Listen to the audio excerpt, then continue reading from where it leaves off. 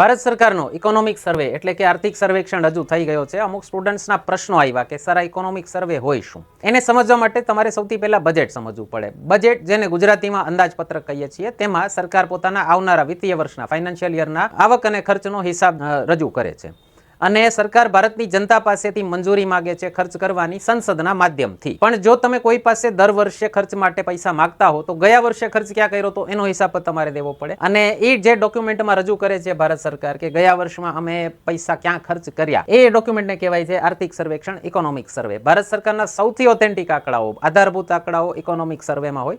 જો તમે યુપીએસસીની તૈયારી કરતા હો તો તમારે મેઇન્સના આન્સર્સમાં આના આંકડા કોટ કરવા જોઈએ। દરેક યુપીએસસીના વિદ્યાર્થીઓએ આ વાંચવો ફરજિયાત કહેવાય છે। જીપીએસસી પણ હવે ઇકોનોમિક સર્વેને રિલેટેડ પ્રશ્નો પૂછવા માંડી છે।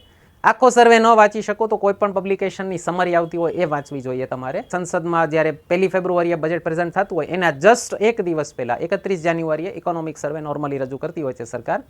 તો આ પ્રકારની માહિતી માટે ફોલો કરજો આપણું પેજ અથવા આપણી યુટ્યુબ ચેનલ।